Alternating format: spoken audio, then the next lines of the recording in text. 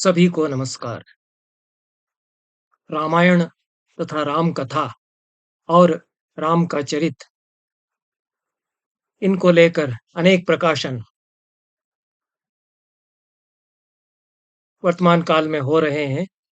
5 नई किताबें इस विषय से संबंधित मेरे सामने हैं। बड़ी मात्रा में राम संबंधी, राम कथा संबंधी, रामचरित विषयक प्रकाशनों का होना इस बात का भी संकेतक है कि राम का सामाजिक राजनीतिक परिस्थितियों में एक प्रकार से विनियोजन किया जा रहा है और प्रकाशनों की भी बाढ़ का एक कारण वह है। और जो 5 किताबें राम संबंधी मेरे सामने हैं, वे पठनीय हैं।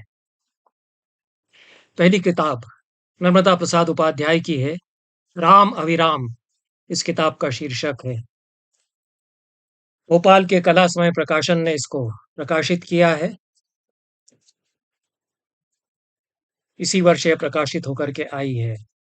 राम की जो अविराम यात्रा है भारतीय जीवन में, भारतीय कलाओं में, भारतीय संस्कृति में और हमारी सारी परंपराओं में, उसका गवेषणा उसकी गवेषणा नर्मदा प्रसाद उपाध्याय की इस किताब का विषय है। विशेष रूप से कलाओं के, भारतीय कला के और भारतीय चित्रकला के, भित्ति चित्रों के और मिनिएचर पेंटिंग्स के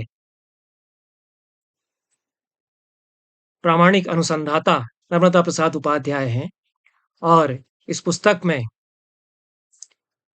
भारतीय चित्रकला में रामचरित और राम की जो यात्रा है, अविरत यात्रा भी उसको कह सकते हैं, उसको उन्होंने विषय बनाया है। उनका कहना ही यह है कि राम गंतव्य तक हमें पहुंचाते रहे हैं। पथ को लगता है कि वह राम को आगे नहीं ले जा रहा है, राम उसे आगे ले जा रहे हैं। रामलीला की, राम की गतिशीलता आस्था की अमर धरोहर है, वे मानते हैं। और हमारे पुरखों ने उस धरोहर को बहुत जतन से सहेजा है, उसे संरक्षित किया है। वाणी में, अक्षरों के वितान में, शब्दों में, शिल्प में, साहित्य में, कलाओं में मनुष्य ने अपनी अभिव्यक्ति का माध्यम राम को बनाया।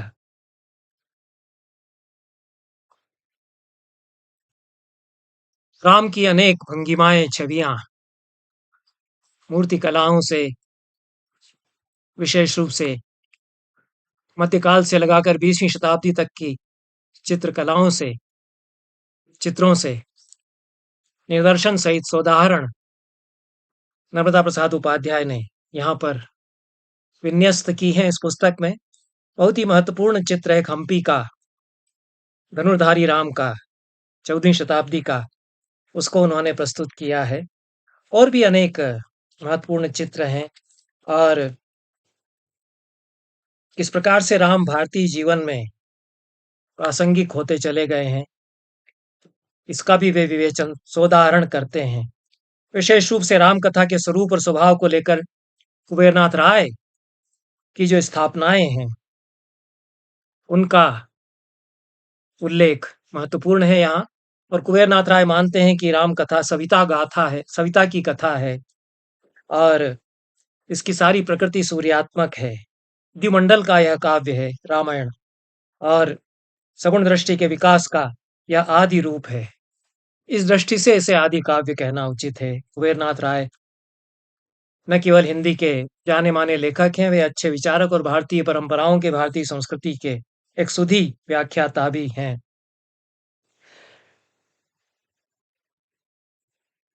कुबेरनाथ राय कहते हैं कि मानवीय धरातल पर पारंपरिक पारिवारिक शील के आदर्शों की और आदिदेविक धरातल पर देवासुर द्वंद्व की कथा है यह राम कथा, जिसमें राम प्रच्छन्न इंद्र के रूप में दिखाई देते हैं। पर शाश्वत धरातल पर यह कथा द्विमंडल के सविता की कथा है। और यह जो व्याख्या है सवित्री तत्व से जोड़ करके, और इस दृष्टि से राम अपने शील के मार्ग से कभी भटकते नहीं हैं, क्योंकि वे सूर्य के प्रतीक से जुड़े हुए हैं। ऋतमार्ग पर वे निरंतर चलते हैं। और राम की यह यात्रा इसीलिए हमारे लिए आज भी महत्व रखती है। लक्ष्मण नाथ राय की दृष्टि में लक्षणा के स्तर पर राम इंद्र और उपेंद्र, इंद्र और विष्णु दोनों के सम्मिलित रूप हैं और इसीलिए रामायण को पढ़ना सूर्योदय का अनुभव प्राप्त करना है, ऐसा वे मानते हैं। और भी अनेक प्रतीक जो राम कथा के हैं, किस प्रकार से वानर वहां पर प्रतीक हैं।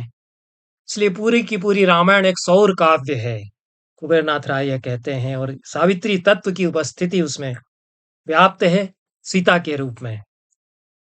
तो यह सीता सूर्य की सावित्री है और मानवीय स्तर पर वे राम की धर्मपत्नी भी हैं। इस दृष्टि से रामचरित एक दिव्य गाथा बन जाती है जो परम संवित शिव में नित्य स्थित है। तो यह जो व्याख्या है यह एक आध्यात्मिक धरातल का भी स्पर्श करती है। इस प्रकार की व्याख्याओं के उल्लेख के साथ नर्मदा प्रसाद उपाध्याय भारतीय जो मुद्रा शास्त्र है, जो सिक्के हैं, उन पर चर्चा करते हैं। विशेष रूप से राम सिया का सिक्का जो अकबर ने जारी किया वह बहुत ही महत्वपूर्ण है। उसका अन्य अध्येताओं ने भी अध्ययन किया और कितनी आस्था के साथ अकबर ने राम और सिया के सिक्के जारी किए। उन पर जो इबारत है वह भी 1604 1605 ईस्वी में जारी किए गए अकबर के जो सिक्के और इनके चित्र जो जो यहाँ पर उपाध्याय जी ने प्रस्तुत किए हैं, उससे राम की आवश्यकता किस प्रकार से हर शासक को अपने लिए, अपने आदर्श के निभाव के लिए महसूस होती रही है, भारत में ही नहीं भारत के बाहर भी। और दक्षिण पूर्व एशिया के देशों में जो शासक या राजा हैं, वे भी राम के चरित्र को अपने लिए एक प्रतिमान या मानक के रूप में अपनाते रहे हैं। तो यह राम की जो अवतार गाथाएं हैं, विशेष रूप से विद्यानिवास मिश्र जी के व्याख्यानों के संदर्भ में और उनका जो लोक गाथाओं का, लोक गीतों का विवेचन है, उसके संदर्भ में रोचक विवेचन नर्मदा प्रसाद उपाध्याय ने इस पुस्तक में किया है। पूरी पुस्तक में भारतीय कलाओं में राम की उपस्थिति के साथ हम संस्कृति के अनेक अध्येताओं की उपस्थिति का भी अनुभव करते हैं। विद्यानिवास मिश्र के अतिरिक्त मोहन गुप्त ने जो भारत की जनजातियां हैं, उनमें राम की उपस्थिति, उनकी सतत यात्रा अनेक जनजातियों में, चाहे वे सिंह भूमि के भुइयां समाज के लोग हों जो कि अपने आप को हनुमान का वंशज मानते हैं, ओरांव हों जो राम सीता को दादा दादी और हनुमान को अपना चाचा मानते हैं। इस प्रकार के अनेक जनजातियां किस प्रकार से राम की उपस्थिति को अपने सामाजिक जीवन में, पारिवारिक जीवन में अनुभव करती हैं। छोटा नागपुर की असुर जाति का उल्लेख वह भी महत्वपूर्ण है। और यह असुर जाति जो बिहार के अनेक स्थानों में विद्यमान है, उनकी जो अपनी परंपराएं हैं, किस प्रकार से राम कथा से वे लोग जुड़े हुए हैं, तो यह व्यापक रूप में राम की उपस्थिति का एहसास यह पुस्तक हमें कराती है। विशेष रूप से एक भारतीय कला के अध्येता के रूप में पुस्तक के अंत में जो चित्रावली नर्मदा प्रसाद उपाध्याय ने दी है, वह बहुत ही दर्शनीय भी है और अध्ययन के लिए भी उतनी ही उपादेय है। उपाध्याय जी ने भारतीय कला, भारतीय चित्रकला का परिचय देते हुए एक विहंगम दृष्टिपात किया है पूरी भारतीय चित्रकला की परंपरा पर। फिर रामायण की जो चित्रकला में परंपरा है, रामायण के चित्रांकन की, उसका परिचय उन्होंने दिया है। और इसमें अकबर के समय जो सचित्र रामायण तैयार की गई थी, उसके महत्व पर उन्होंने प्रकाश डाला है। और अब्दुल रहीम खान खाना ने भी रामायण की सचित्र पोथी तैयार कराई थी। 130 चित्र इस पोथी में थे। 1605 ईस्वी में यह तैयार हुई और यह वाशिंगटन की फ्रीर गैलरी में सुरक्षित है। अकबर ने भी सचित्र रामायण जो तैयार कराई, अकबर ने जो सिक्के जारी किए, उनमें किस प्रकार से धनुर्धारी राम खड़े हुए हैं सीता के साथ में, नागरी लिपि में रामसी लिखा हुआ है पृष्ठभाग में, फारसी में अकबर के राज्याधिरोहण का 50वां वर्ष यह अमरदात यह अंकित है। तो यह अनेक अछूते पक्ष भारतीय चित्रकला में राम कथा के चित्रण के इस पुस्तक के द्वारा सामने आते हैं और जो चित्र प्रस्तुत किए गए हैं वे बहुत ही इस दृष्टि से अध्येतव्य हैं। मारीच और सुबाहु से युद्ध करते राम और लक्ष्मण का मुगल रामायण से चित्र अकबर काल का सुंदर प्रस्तुत किया है, जिसमें कि ऊपर फारसी लिपि में विवरण भी दिया गया है। सीता की अग्नि परीक्षा का चित्र बाली इंडोनेशिया से दिया गया है, जो कि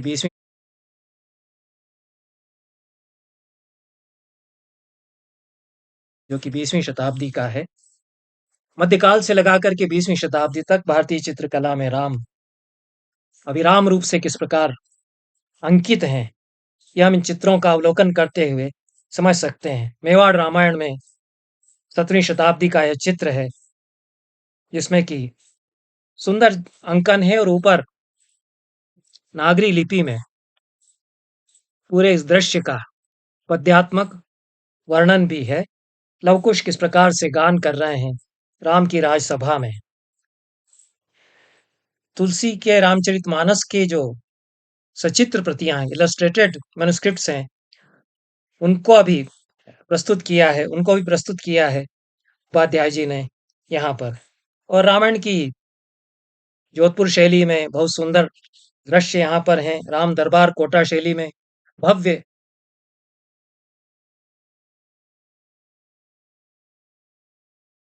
दरबार, उसके चित्र हैं। अशोक वाटिका के दृश्यों के चित्र हैं। यह 18वीं 19वीं 20वीं शताब्दी के अनेक चित्र यहाँ पर हैं। कांगड़ा शैली के सुंदर चित्र हैं।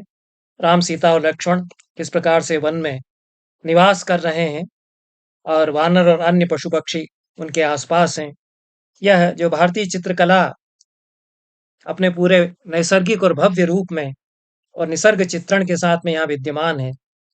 राम रावण युद्ध के चित्र हैं।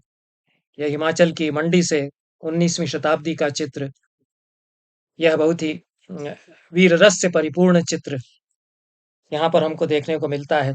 सीता की अग्नि परीक्षा के मार्मिक चित्र हैं। करुण रस का उद्रेक उनको देखते हुए होता है। विभिन्न शैलियों के भारतीय कलाओं में राम के अंकन यहाँ पर हम देखते हैं। ओरछा के 18वीं शताब्दी के लक्ष्मी मंदिर का युद्धरत राम का चित्र है। यह एक अलग प्रकार का चित्र है और राम के राज्याभिषेक का एक बड़ा पेनोरामिक व्यू, बड़ा विहंगम दृश्य अंकित करने वाला बुंदेलखंड का यह 19वीं शताब्दी का चित्र है। तो यह एक भारतीय कला के प्रामाणिक अध्येता के द्वारा प्रस्तुत की गई पुस्तक, जो राम के सांस्कृतिक पक्ष का विवेचन करते हुए उसके आध्यात्मिक और साहित्यिक आयामों को भी उद्घाटित करती है।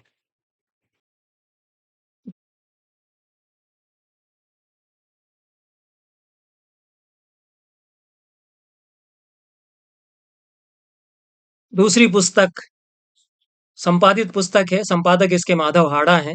सबके राम इसका शीर्षक है। अयोध्या शोध संस्थान की ओर से वाणी प्रकाशन ने इसको इसी वर्ष प्रकाशित किया है।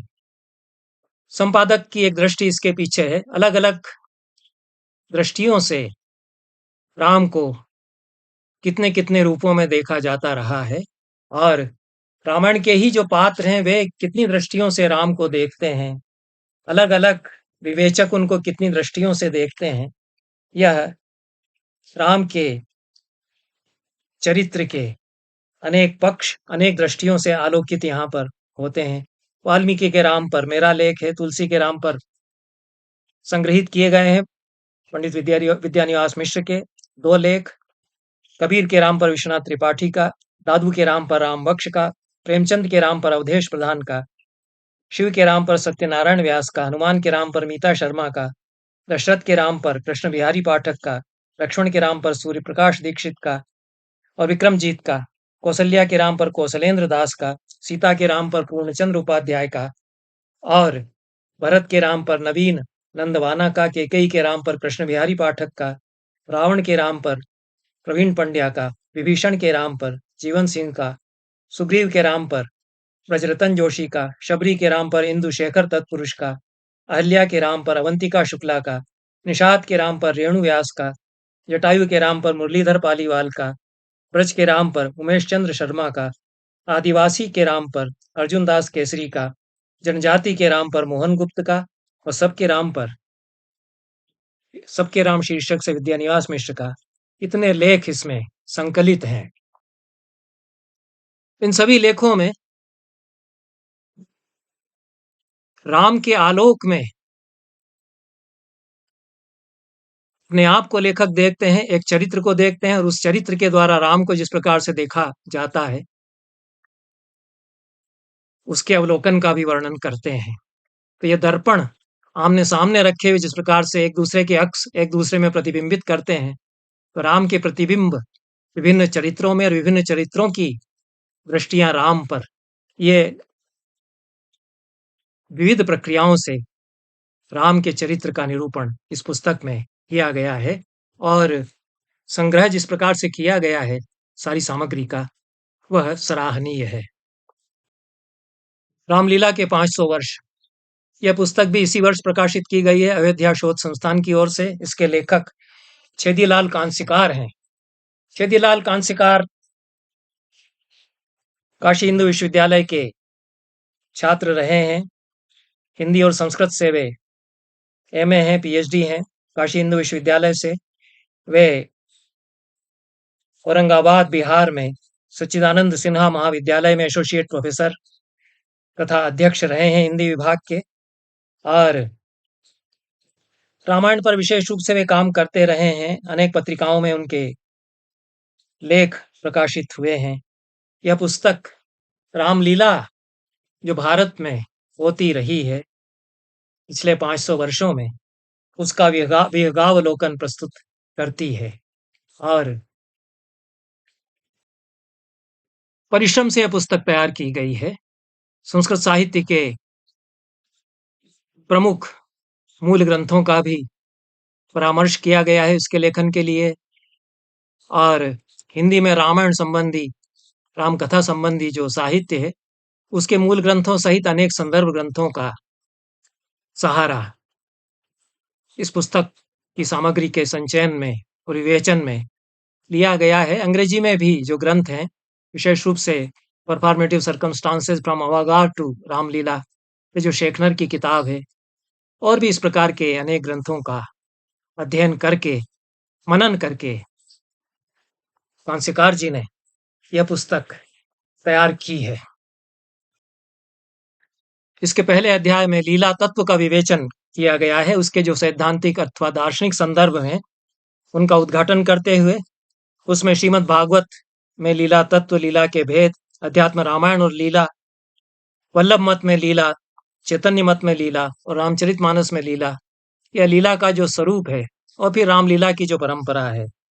जैसा मैं कहता आ रहा हूं कि रामलीला की परंपरा बहुत प्राचीन है। लीला तत्व जो भक्ति काल में आया उसके एक अलग अभिप्राय होते चले गए। दार्शनिक अभिप्राय मूल रूप में उसका ब्रह्मसूत्र में भी हमें मिलता है, किंतु रामलीला की परंपरा तो संस्कृत नाटकों में 1500-2000 वर्ष पहले से चली आ रही है। उस पर मैंने अन्यत्र कहा है और इस दृष्टि से और भी विचार किया जाना चाहिए। पर रामलीला की जो विकास यात्रा है उसका परिचय कथक की परंपरा को लेते हुए कांसीकार जी देते हैं, और झांकी की परंपरा, कृष्ण लीला का क्या प्रभाव रामलीला पर पड़ा इसका वे विवेचन करते हैं, और राम नाटकों की परंपरा और लीला नाटकों के साथ उनकी जो यात्रा जारी रही है उसका वे विवेचन करते हैं। भारतेंदु का उल्लेख इस दृष्टि से महत्वपूर्ण है, और जितने लीला नाटक हैं उनके संदर्भ उन्होंने ग्रहण किए हैं।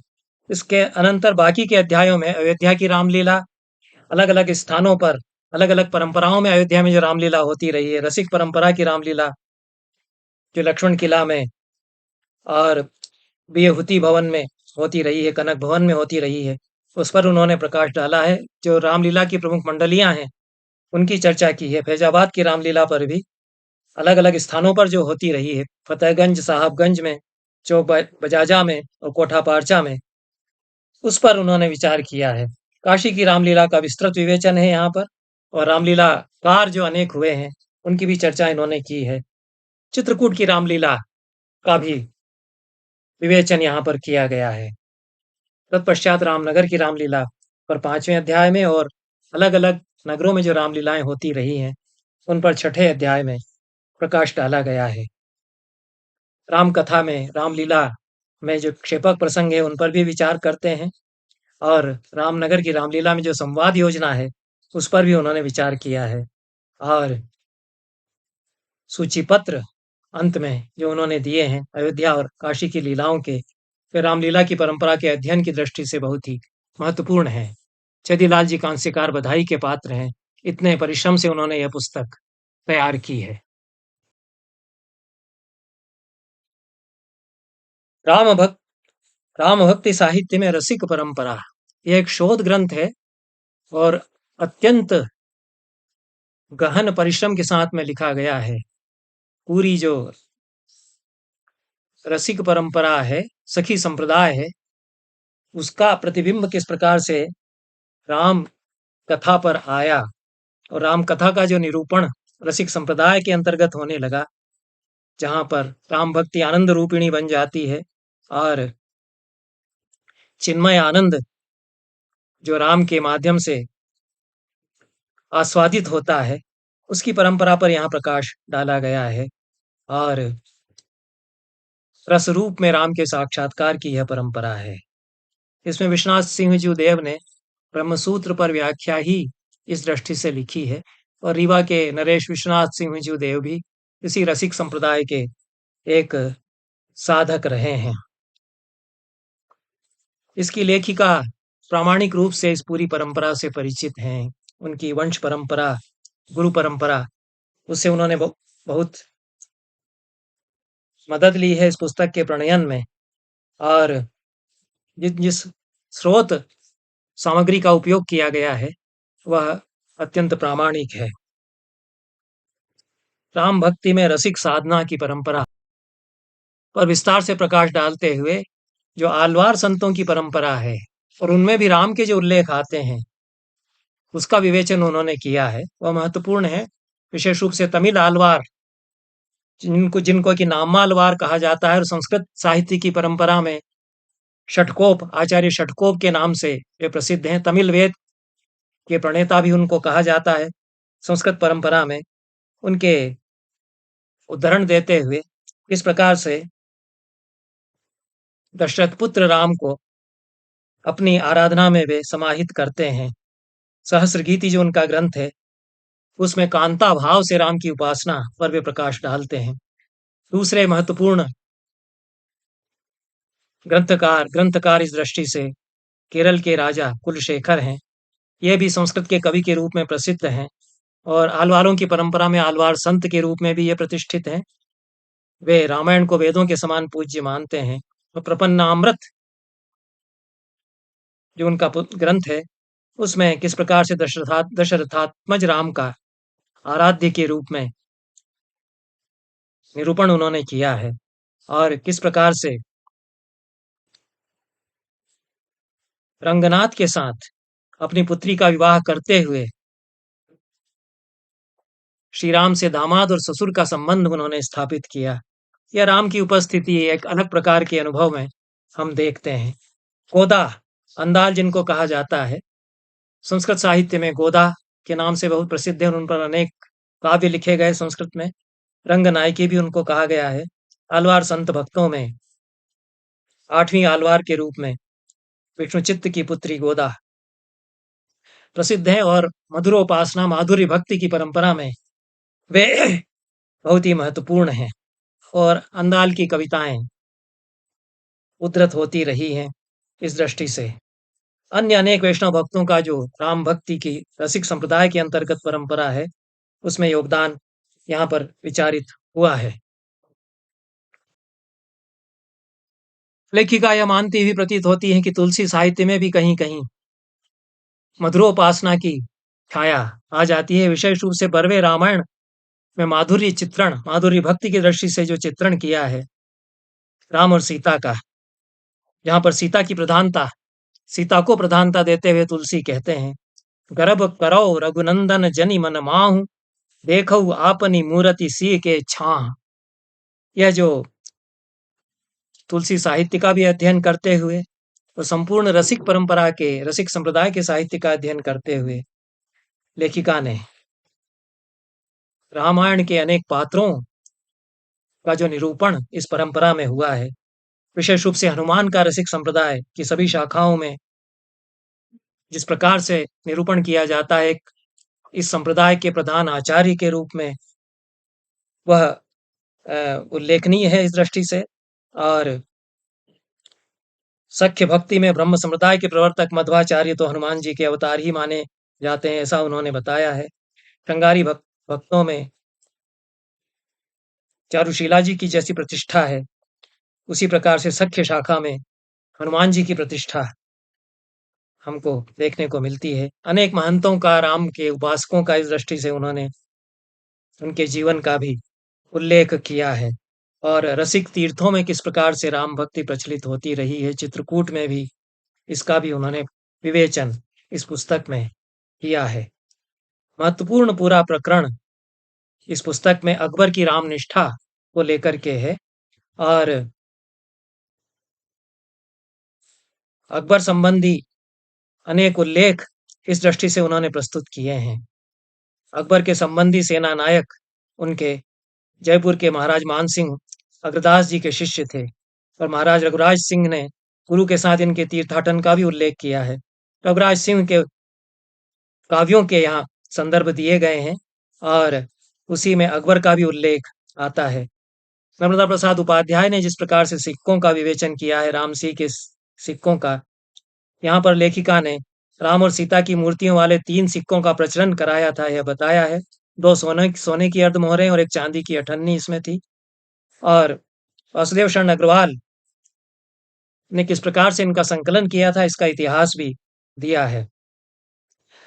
वाचस्पति गेरोला के कार्य का भी उल्लेख इस दृष्टि से महत्वपूर्ण है, जो एक चित्र प्लेट को प्रस्तुत करते हैं। मुगल शैली की अकबर कालीन यह चित्र प्लेट है, 16वीं शताब्दी की, जिसमें रामायण का पंचवटी में रावण के द्वारा सीता के अपहरण का एक दृश्य अंकित है और जटायु रावण से किस प्रकार युद्ध कर रहा है, इसको चित्र में निरूपित किया गया है। इस चित्र का भी उल्लेख मैं नर्मदा प्रसाद उपाध्याय की किताब के संदर्भ में कर चुका हूँ। बहुत मार्मिक चित्र है यह, करुण रस का।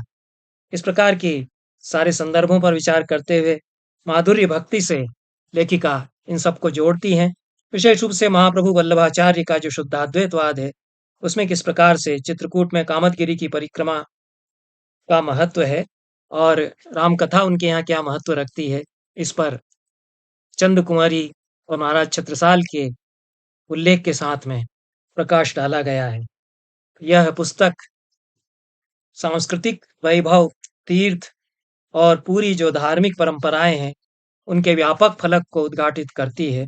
प्राचीन साहित्य में राम तापनीयोपनिषद, मैथिली महोपनिषद, सीतोपनिषद, भरोपनिषद, श्री विश्वम्भरोपनिषद है, श्री विश्वम्भरोपनिषद, श्री राम रहस्योपनिषद, हनुमत संहिता, शिव संहिता, लोमश संहिता, वाल्मीकि संहिता, अगस्त्य संहिता, शुक संहिता, श्री बृहद ब्रह्म संहिता, वशिष्ठ संहिता, सदाशिव संहिता, जानकी गीत इत्यादि ग्रंथों का परामर्श लेखिका ने किया है। इनसे उद्धरण भी दिए हैं। तो ये बड़ी परंपरा रही है। आनंद रामायण से उन्होंने उल्लेख किया है और कंबन रामायण से भी।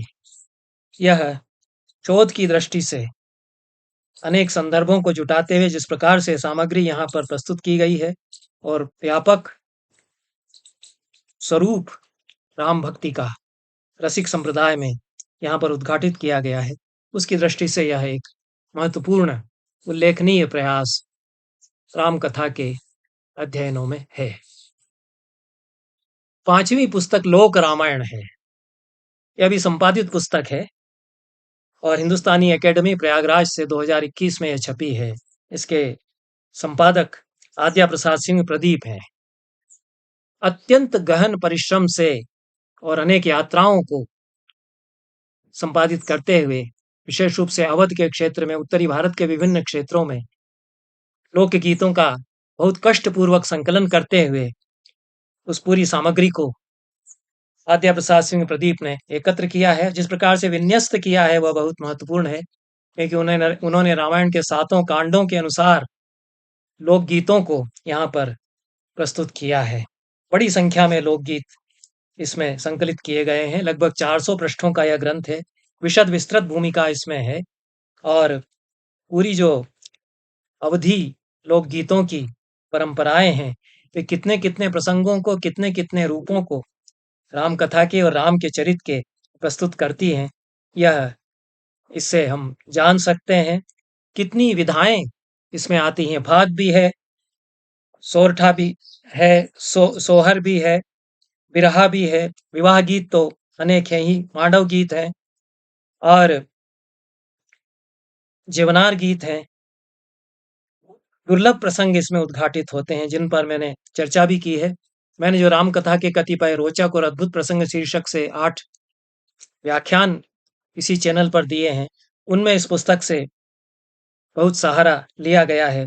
बिरहा और सोहर की विधाओं में जो गीत हैं, वे बहुत लोकप्रिय रहे हैं।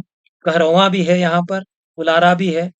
कितनी विधाएं और कितनी संपन्न साहित्यिक परंपरा यह रही है लोकगीतों की, और मार्मिक प्रसंग इनसे उद्घाटित होते हैं राम कथा के, और दुर्लभ प्रसंग भी इनमें आते हैं। इस दृष्टि से यह बहुत ही महत्वपूर्ण प्रयास है, और जितना अथक परिश्रम इसकी सामग्री के संचयन में किया गया है, वह तो अतुलनीय ही है। बहुत बहुत धन्यवाद। नमस्कार।